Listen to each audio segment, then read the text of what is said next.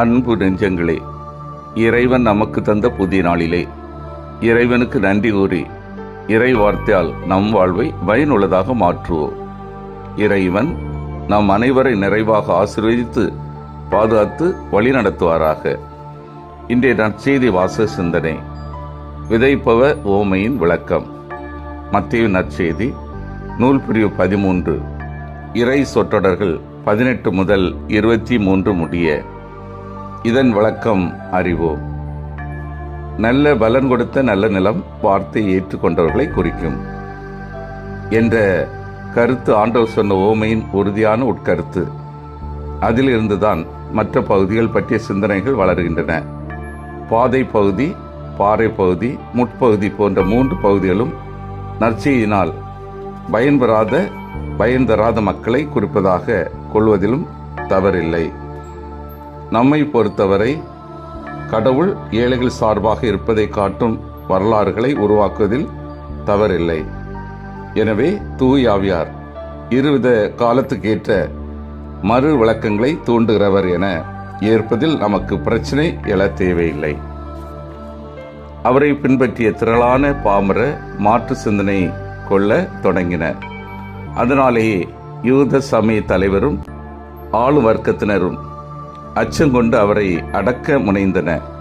இன்றும் மக்கள் கடவுளை அன்புள்ளவராகவும் தங்கள் சார்பாக நிற்பவராகவும் புரிந்து கொள்ளுதல் இன்றியமையாதது. இதற்கு தேவையான மாற்றங்களை உருவாக்க துணிச்சல் தேவை. அன்பார்ந்தவர்களே, மனிதர்களாகிய நாம் அனைவரும் கடவுளின் வார்த்தையை வாசித்து அதன்படி நம் வாழ்வை அமைத்து கொள்ள விரும்புகின்றோம். ஆனால் அதற்கு தடையான பல விஷயங்கள் நம்மில் இருந்து எழுகின்றன. அத்தடைகளை பற்றிய விழிப்புணர்வு, அவற்றை வெற்றி கொள்வதற்கான முயற்சியுமே இறைவார்த்தையை நாம் வாழ்வாக்குவதற்கான வழிகளாக இருக்கும். இப்படிப்பட்ட தடைகளில் 3 இன்றைய வாசகத்தின் பின்னணியில் சிந்திக்கலாம். 1, புரிந்து கொள்ளாமை. இறைவார்த்தை கேட்டும் அதை புரிந்து கொள்ளாதவர்கள் வழியோர நிலம் போன்றவர்கள் என்று இயேசு கூறுகிறார். இவர்கள் இறை வார்த்தையை புரிந்து கொள்வதில்லை என்று சொல்வதை விட இறை வார்த்தையை புரிந்து கொள்ள விரும்புவதில்லை என்று சொல்வதுதான் பொருத்தமாக இருக்கும். காரணம், எதை புரிந்து கொள்கின்றோமோ அதை நாம் சிந்தித்து ஆரம்பிப்போம். எதை சிந்திக்கின்றோமோ அது நம் வாழ்வின் தீமைகளை சுட்டிக்காட்டி நம்மை புடமிட ஆரம்பிக்கின்றது. இத்தகைய புடமிடப்படும் அனுபவம் மிகவும் கசப்பான அனுபவமாதலால் அதற்குள் செல்ல விரும்புவதில்லை. 2வது, நிலைத்திராமை. இன்னும் சில மனிதர்கள் இறைவார்த்தையின் முக்கியத்துவத்தை உணர்ந்து அதை வாழ்வாக்க முயற்சித்தாலும் தொடர்ந்து அதில் ஈடுபடுவதில்லை. அரும்பெரும் காரியங்கள் ஆற்றலாம், வலிமையினாலும் அல்ல, மாறாக விடாமுயற்சியினால்தான் செய்யப்படுகின்றன என்றார் சாமுவேல் ஜான்சன் என்ற அறிஞர். இந்த விடாமுயற்சியின்மையால் பலன் தராத மனிதர்களாக மாறுவோர் பலர். 3வது, கவலையும் செல்வமாயும். வானத்தில் பனி இல்லை என்றால் 10,000 மைல்களுக்கு அப்பால் இருக்கும் நட்சத்திரங்களையும் பார்த்து விடலாம். ஆனால் கடுமையான பனி இருக்கும்போது பக்கத்தில் உள்ள வெளிச்சத்தை கூட பார்க்க முடியாது. கவலையும் செல்வமாயும் இந்த பனி போன்றவை. இவ்விரண்டும் நம் உள்ளத்தில் நிரம்பி இருந்தால் நமக்கு அருகிலேயே இருக்கும் இறை வார்த்தையின் முக்கியத்துவத்தை நம்மால் கண்டுகொள்ள முடியாது. இன்றைய நற்செய்தி நம் இதயம் எந்த நிலத்தை போன்றது என்பதை பரிசோதிக்க செய்கிறது.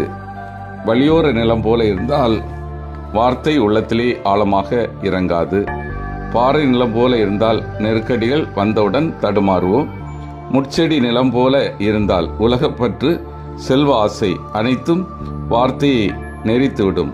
ஆனால் நல்ல நிலம் கொண்டவர்கள் இறை வார்த்தை கேட்டு புரிந்து செயல்படுத்தி பல மடங்கு பயன் தருவார்கள். புனித அகஸ்தினார் இறை வார்த்தை கேட்பது விதை, அதை வாழ்வில் செயல்படுத்துவது பலன் என்று கூறுகின்றார். வார்த்தை நம்முடைய இதயத்திலே